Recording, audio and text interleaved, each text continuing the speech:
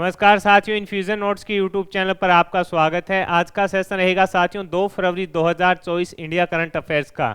इस सेशन में साथियों जितने ही महत्वपूर्ण प्रश्न बने हैं इंडिया करंट अफेयर्स के वो मैं आपके साथ शेयर करूंगा। साथ ही उन प्रश्नों से जुड़े जो महत्वपूर्ण तथ्य आपसे आगामी प्रतियोगिता परीक्षा में पूछे जा सकते हैं उस पर भी जानकारी साझा करूंगा। इसके बाद देखेंगे साथियों अपने इंडिया जीके के 5 महत्वपूर्ण क्वेश्चन जो पुराने एग्जाम के अंदर पूछे गए हैं, और उसके बाद साथियों अपने जो कल करंट अफेयर्स पढ़ा था उसका रिवीजन करेंगे। सेशन आपको पसंद आए तो इसे लाइक व शेयर जरूर कीजिएगा। वीडियो के डिस्क्रिप्शन में साथियों पीडीएफ का लिंक होगा, वहां से आप आसानी से पीडीएफ डाउनलोड कर पाएंगे।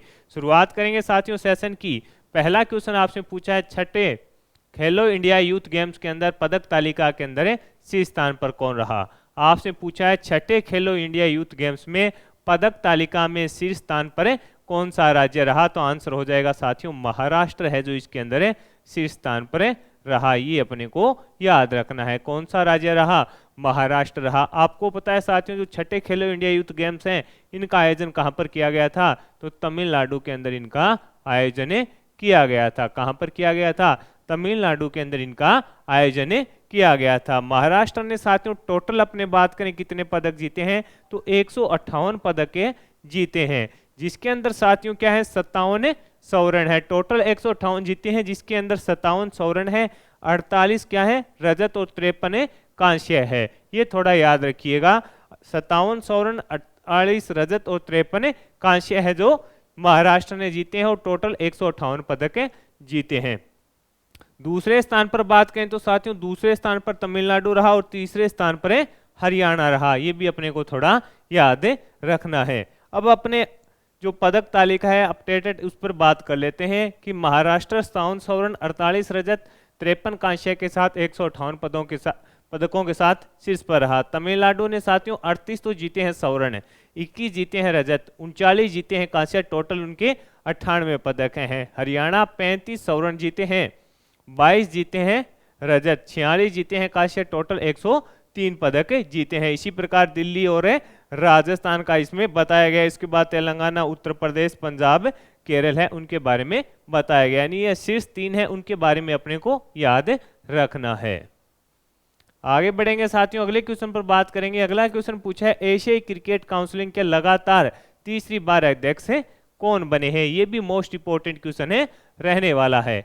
एशियाई क्रिकेट काउंसिल के लगातार तीसरी बार अध्यक्ष कौन बने हैं, तो आंसर रहेगा साथियों जय शाह है जो तीसरी बार लगातार साथियों जो अध्यक्ष बने हैं। किसके, एशियाई क्रिकेट काउंसिल के लगातार तीसरी बार अध्यक्ष कौन बने हैं, जय शाह बने हैं साथियों। पहली बार कब बने, तो पहली बार 2021 के अंदर बने थे। जो एशिया क्रिकेट काउंसिल है उसके मुख्यालय कहां पर है, तो उसका मुख्यालय साथियों कोलंबो के अंदर है। ये अपने को थोड़ा याद रखना है। इसका मुख्यालय अगर आपसे पूछे कहां पर है, तो इसका मुख्यालय है वो कोलंबो के अंदर है। ये अपने को याद रखना है। अध्यक्ष कौन बने हैं, जय शाह बने हैं और लगातार तीसरी बार बने हैं। आगे बढ़ेंगे साथियों, जो अगला क्वेश्चन है ये आपसे आगामी प्रतियोगिता परीक्षा में कन्फर्म पूछा जाएगा। आपसे पूछा गया है कि 16वें वित्त आयोग में कितने पूर्णकालिक सदस्यों की नियुक्ति की गई है, तो 4 सदस्यों की नियुक्ति की गई है। 16वें वित्त आयोग के लिए साथियों कितने सदस्यों की नियुक्ति की गई है, तो 4 सदस्यों की नियुक्ति है जो की गई है। कितने वर्ष के लिए, 5 वर्ष के लिए साथियों इनकी नियुक्ति है जो की गई है। कितने वर्ष के लिए, 5 वर्ष के लिए इनकी नियुक्ति है जो की गई है। उन पे अपने बात करेंगे साथियों। एन झा है, ये पूर्व व्यय सचिव हैं और 15वें वित्त आयोग के सदस्य भी रहे हैं, इनकी भी नियुक्ति की गई है। इसके अलावा एनी जॉर्ज मैथ्यू है, ये व्यय विभाग की सचिव है, इनकी नियुक्ति की गई है। सौम्य कीर्ति घोष ये एसबीआई समूह के मुख्य आर्थिक सलाहकार हैं, इनकी भी नियुक्ति है जो की गई है। कि सौम्य कीर्ति घोष ये एसबीआई समूह के मुख्य आर्थिक सलाहकार हैं। इसके अलावा साथियों निरंजन राजाध्यक्ष हैं, ये अर्था ग्लोबल के कार्यकारी सदस्य हैं, ये भी अपने को पता होना चाहिए। ये निरंजन राजाध्यक्ष हैं, ये अर्था ग्लोबल के कार्यकारी सदस्य हैं, इनकी भी नियुक्ति है जो साथियों की गई है। ये थोड़ी चीजें हैं जो आपसे पूछा जा सकता है। आपसे ज्यादा क्या पूछेगा साथियों, किनकी नियुक्ति की गई है, निरंजन राजाध्यक्ष है इनकी नियुक्ति की गई है। इसके अलावा सौम्य कीर्ति घोष हैं, इनकी नियुक्ति की गई है, और एनी जॉर्ज मैथ्यू है और A.N. झा है। इन चारों की नियुक्ति है जो की गई है कितने वर्ष के लिए? 5 वर्ष के लिए इनकी नियुक्ति है जो की गई है, यानी इनका जो कार्यकाल रहने वाला है वो 5 वर्ष का रहने वाला है। अगला क्वेश्चन आपसे पूछा है कि अंतर्राष्ट्रीय मुद्रा कोष की विश्व आर्थिक आउटलुक रिपोर्ट के अनुसार वित्तीय वर्ष 2023-24 में भारत की जो जीडीपी दर है वो कितनी रहने का अनुमान लगाया है? अंतर्राष्ट्रीय मुद्रा कोष की विश्व आर्थिक आउटलुक रिपोर्ट के अनुसार वित्तीय वर्ष 2023-24 के अंदर जो भारत की जीडीपी की दर है वो कितने रहने का अनुमान लगाया है? तो आंसर रहेगा साथियों 6.7% रहने का अनुमान है जो लगाया है। पहले इसका साथियों अनुमान कितना था? तो अनुमान था 6.3% का। पहले अनुमान कितना था? तो आंसर हो जाएगा 6.3% इसका अनुमान था। अब इसको बढ़ाकर कितना कर दिया है? 6.7% कर दिया है। ये अपने को थोड़ा याद रखना है। अगले क्वेश्चन पर बात करेंगे। अगला क्वेश्चन आपसे पूछा है झारखंड के नए मुख्यमंत्री कौन बने हैं? झारखंड के नए मुख्यमंत्री कौन बने हैं? तो आंसर रहेगा चंपई सोरेन बने हैं। चंपई सोरेन बने हैं। झारखंड के नए मुख्यमंत्री कौन बने हैं? तो आपका आंसर होगा चंपई सोरेन बने हैं। आपको ही पता है साथियों की जो मुख्यमंत्री थे कौन है? हेमंत सोरेन। उनको साथियों ईडी के द्वारा गिरफ्तार किया गया है। हेमंत सोरेन जी हैं, उनको साथियों ईडी के द्वारा गिरफ्तार किया गया है। उन पर मनी लॉन्ड्रिंग के कुछ आरोप हैं जिसके तहत इनको गिरफ्तार किया गया है। इसके अलावा साथियों इन्होंने गिरफ्तार होने से पहले है जो अपने पद से इस्तीफा दे दिया था और उसके बाद जो विधायक दल था साथियों उसने चंपई सोरेन को अपना नेता है जो चुना है। ये साथियों झारखंड के अंदर सराय केला जो सीट है उस पर विधायक हैं और लगातार साथियों विधायक 2005 से बन रहे हैं। सरायकेला जो सीट है झारखंड के अंदर वहां से ये विधायक हैं और अब इनको साथियों क्या चुना गया है? मुख्यमंत्री इनको चुना गया है। ये अपने को याद रखना है।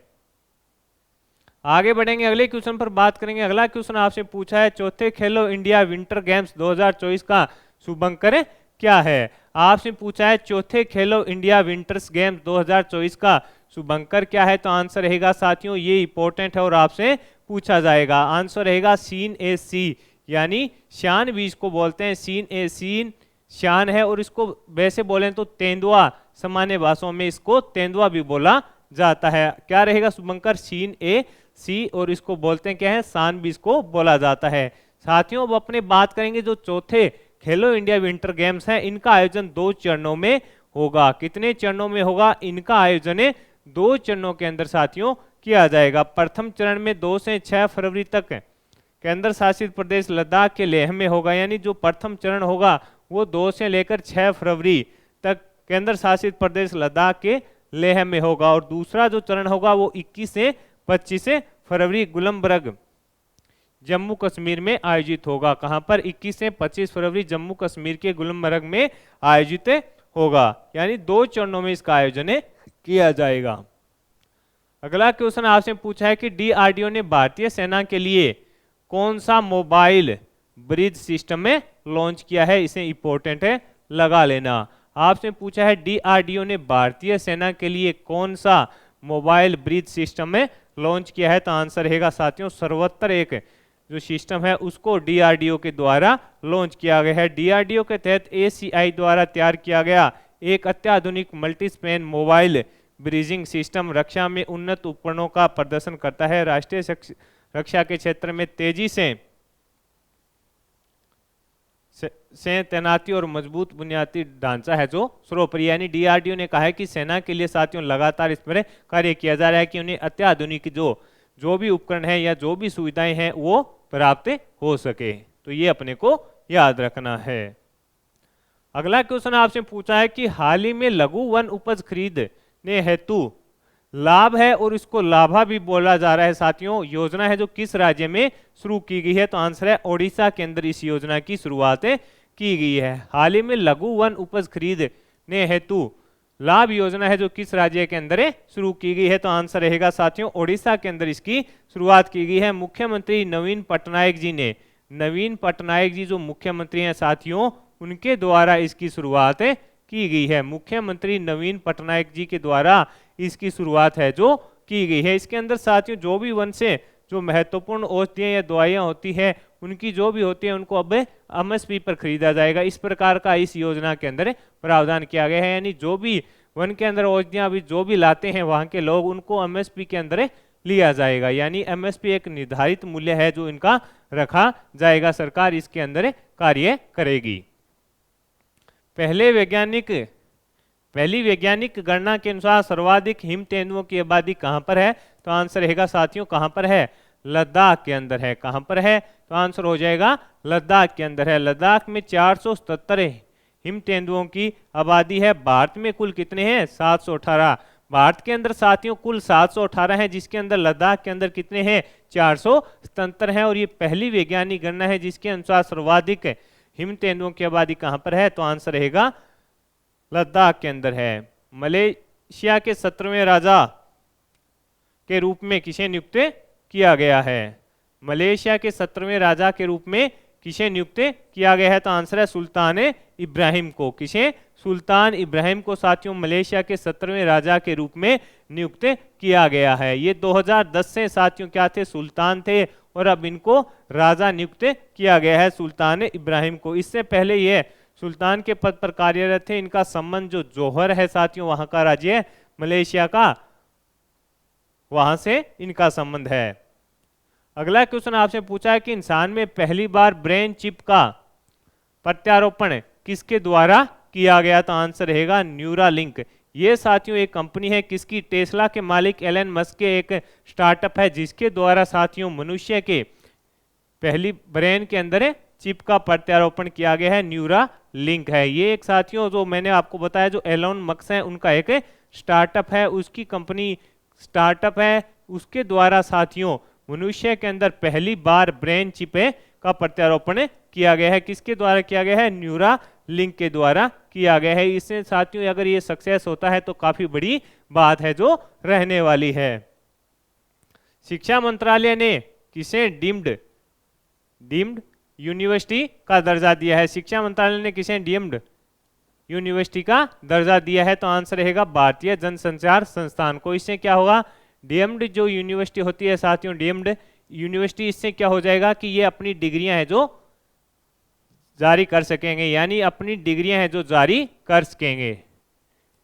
किसको दर्जा दिया है? भारतीय जनसंचार संस्थान को दिया है। इससे पहले साथियों एनसीईआरटी को यह दर्जा दिया गया था। अब अपने देखते हैं साथियों इंडिया जीके के 5 महत्वपूर्ण क्वेश्चन जो पुराने एग्जाम के अंदर पूछे गए थे। पहला क्वेश्चन था कि दिल्ली के सुल्तान ने कुछ आज की कागजी मुद्राओं की तरह टोकन मुद्रा चलाई थी, उनका नाम क्या था? तो मोहम्मद बिन तुगलक। क्या नाम था? मोहम्मद बिन तुगलक उनका नाम था। कौन सा स्थान दिल्ली सल्तनत के लिए अल्पकालीन राजधानी था? कौन सा स्थान है जो दिल्ली सल्तनत के लिए अल्पकालीन राजधानी थी? तो आंसर है देवगिरी। कौन सी? देवगिरी। जो साथियों देवगिरी है वो क्या थी? अल्पकालीन राजधानी थी। सुल्तान को उसकी प्रजा से और प्रजा को सुल्तान से मुक्ति मिल गई, यह कथन है जो किसे शासक के लिए था? तो मोहम्मद तुगलक के लिए था। मोहम्मद तुगलक के लिए यह कथन था साथियों। अगला क्वेश्चन आपसे पूछा है कि रहला नामक पुस्तक की शासक के समय की घटनाओं का विवरण है। आपसे पूछा है कि रहला नामक पुस्तक की शासक के समय की घटनाओं का विवरण है। तो आंसर है मोहम्मद बिन तुगलक। आंसर क्या हो जाएगा? मोहम्मद बिन तुगलक। दिल्ली का सुल्तान जो दान दक्षिणा के बारे में काफी ध्यान रखता था, इसके लिए एक विभाग दीवान एक खैरात को भी स्थापित किया गया था। तो कौन था? तो आंसर होगा फिरोज तुगलक था साथियों। कौन था? फिरोज तुगलक था।